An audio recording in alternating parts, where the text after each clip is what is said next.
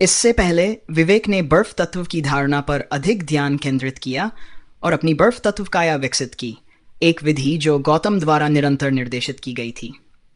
हालांकि तेजस की सलाह के बाद उन्होंने बर्फ तत्व ऊर्जा को संपीड़ित करने की कोशिश शुरू कर दी और जल्द ही महसूस किया कि उनकी आध्यात्मिक शक्ति अपर्याप्त थी।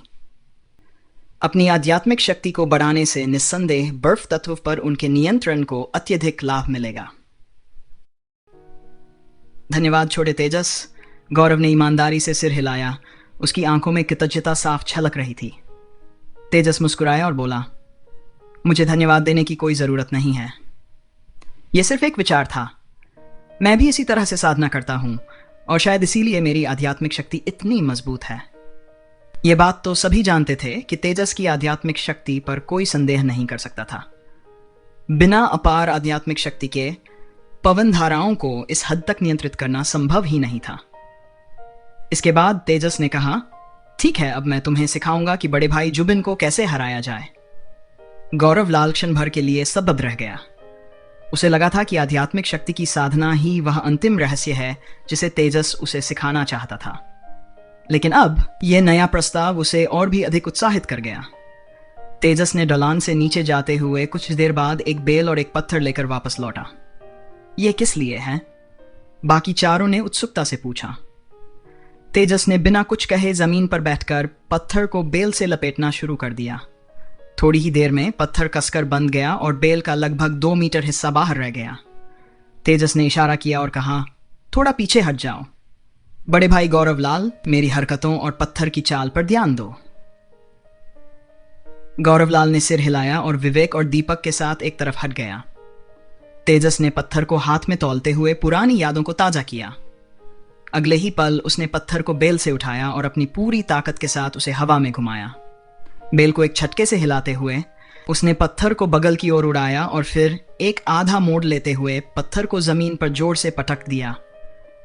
पत्थर की टक्कर से जमीन में एक उथला गड्ढा बन गया और पत्थर उछलकर ऊपर आ गया क्योंकि उसे बेल ने खींचा था। बिना रुके तेजस ने प्रतिक्षेप बल का उपयोग करते हुए फिर से पत्थर को घुमाया।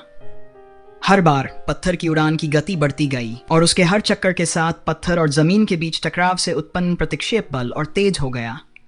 हर टकराव के साथ जमीन में गड्ढा और गहरा होता गया। आसपास की जमीन में दरारें आने लगीं और पूरी ढलान हिलने लगी। तेजस की यह साधना तकनीक दिखने में साधारण लग रही थी, लेकिन इसमें छिपी ताकत और नियंत्रण की गहराई किसी भी साधक के लिए प्रेरणा का स्रोत हो सकती थी। तेजस की गति इतनी तेज हो गई थी कि वह एक घूमते हुए लट्टू की तरह दिखने लगा। हैरानी की बात यह थी कि इतनी तीव्रता से घूमने के बावजूद पत्थर हमेशा एक ही बिंदु पर आकर गिर रहा था। पत्थर के उड़ने की भयानक सीटी और जमीन से टकराने की गड़गड़ाहट ने वहां खड़े चारों दर्शकों को आश्चर्यचकित कर दिया था। हर कोई यह महसूस कर सकता था कि यह महज पत्थर को जमीन पर पटकने का मामला नहीं था। हर टक्कर पिछली से अधिक जोरदार होती जा रही थी और तेजस के हर चक्कर के साथ पत्थर का वेग बढ़ता जा रहा था।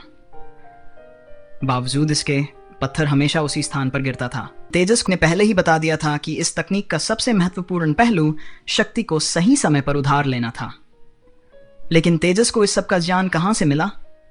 दीपक के मन में यह सवाल कौन था? चांदनी ने अपने हाथों से इशारा किया। उसे इस तकनीक की जटिलता का एहसास हो गया था।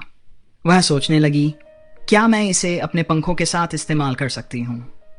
चांदनी के गोल्डन रॉक के पंख केवल उड़ने के लिए नहीं थे, बल्कि वे ताकतवर और घातक हथियार भी थे।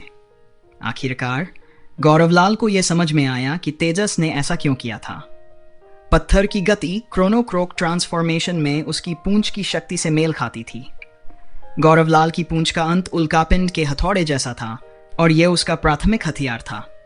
तेजस ने कितने चक्कर लगाए थे। अचानक पत्थर और बेल उसके हाथ से छूटकर आसमान में एक तीखी सीटी के साथ गायब हो गए। कुछ पलों बाद उन्होंने सुना कि वह पत्थर जंगल में कहीं दूर जा गिरा, शायद कुछ 100 मीटर की दूरी पर। तेजस ने स्थिर होने से पहले लगभग दर्जन भर चक्कर लगाए। जब वह अंततः रुका तो उसकी छाती तेजी से उठ रही थी और उसका चेहरा थकावट से लाल हो गया था। 36, सिर्फ 36 बार। तेजस की भुजाएं अब पूरी तरह सुन्न हो चुकी थीं। अपने 9 वर्षीय शरीर के साथ वह मुश्किल से 36 बार कर पाया था। वास्तव में ये एक हथौड़ा तकनीक थी जिसे वह अपने पिछले जीवन से जानता था, जिसे डिसऑर्डर विंड स्प्लिटिंग हैमर के नाम से जाना जाता था। इस तकनीक में प्रत्येक वार से उधार ली गई गति अगले वार को और अधिक शक्तिशाली बनाती थी, और अंततः इसकी शक्ति इतनी भयानक हो जाती थी कि वार अधिकतम 80 एक तक पहुंच सकते थे। तेजस ने इस जीवन में अभी तक हथौड़ा नहीं चलाया था, लेकिन उसे यह तकनीक अच्छी तरह याद थी।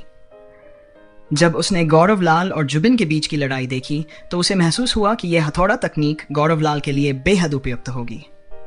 तेजस के सामने की जमीन अब एक बड़े गड्ढे में तब्दील हो चुकी थी।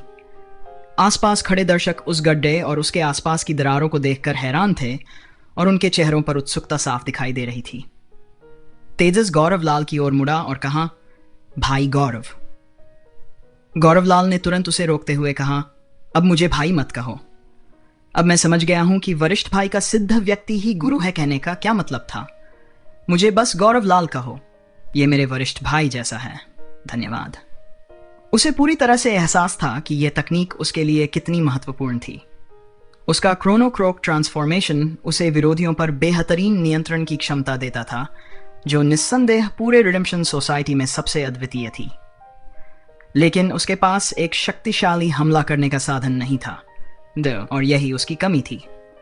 क्रोनो क्रोक ट्रांसफॉर्मेशन ने उसे मजबूत रक्षात्मक क्षमताएं और जबरदस्त ताकत प्रदान की थी, लेकिन उसका हमला केवल एक साधारण पूंछ वाले चाबुक तक सीमित था। अगर उसके सामने कोई ऐसा विरोधी आ जाता जिसकी रक्षा क्षमता भी उतनी ही मजबूत होती, तो वह गंभीर रूप से प्रभावित हो जाता था।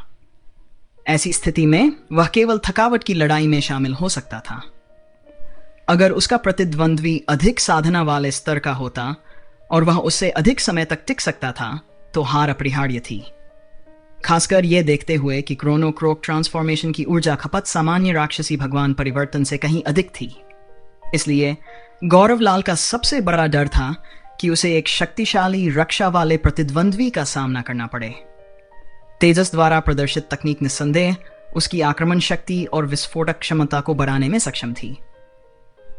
अगर गौरव लाल इस तकनीक को अपने क्रोनो क्रोक ट्रांसफॉर्मेशन के साथ जोड़ लेता, तो उसकी आक्रमण शक्ति में विस्फोटक वृद्धि हो सकती थी।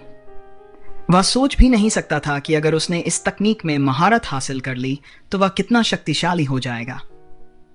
क्रोनो क्रोक ट्रांसफॉर्मेशन ने उसे विरोधी पर ठोस नियंत्रण करने की क्षमता दी और इसके बाद लगातार टेल हैमर स्ट्राइक करने की, जिनमें से हर एक पिछले से अधिक ताकतवर होता। यह वास्तव में एक असाधारण तकनीक थी जिसने उस विस्फोटक शक्ति को भी पूरक किया जिसकी उसे सबसे अधिक जरूरत थी। तेजस ने हल्की मुस्कान के साथ कहा, यह एक ऐसी चीज है जिसे मैंने प्रयोग के दौरान खोजा था। यह गति का उपयोग करता है और कई प्रहारों की शक्ति को एकत्रित करता है, और मैं इसे डिसऑर्डर विंड स्प्लिटिंग हैमर कहता हूं। गौरव लाल ने तेजस को प्रणाम करते हुए कहा, कृपया मुझे सिखाइए। तेजस ने बिना किसी हिचकिचाहट के उसके प्रणाम को स्वीकार किया और तुरंत ही डिसऑर्डर विंड स्प्लिटिंग हैमर की बारीकियों को विस्तार से समझाना शुरू कर दिया। उसने इसे दूसरों से गुप्त नहीं रखा। विवेक, दीपक और चांदनी ने भी ध्यान से सुना। एक पल के लिए सभी ने आराम करने का ख्याल भी छोड़ दिया। गौरव लाल ने क्रोनो क्रोक का रूप धारण किया और अपनी लंबी पूंछ को बार बार हिलाया, जिससे उसकी पूंछ का हथौड़ा लगातार घूमने लगा। चूंकि वह अपनी भुजाओं के बजाय अपनी पूंछ का इस्तेमाल कर रहा था, इसलिए तकनीक का इस्तेमाल करने का उसका तरीका मूल से थोड़ा अलग था। तेजस ने गौरव लाल की शारीरिक बनावट के अनुसार तकनीक में कुछ समायोजन किए। आधी रात तक गौरव लाल लगातार 3 या 4 हथौड़े के प्रहार करने में सक्षम हो गया था।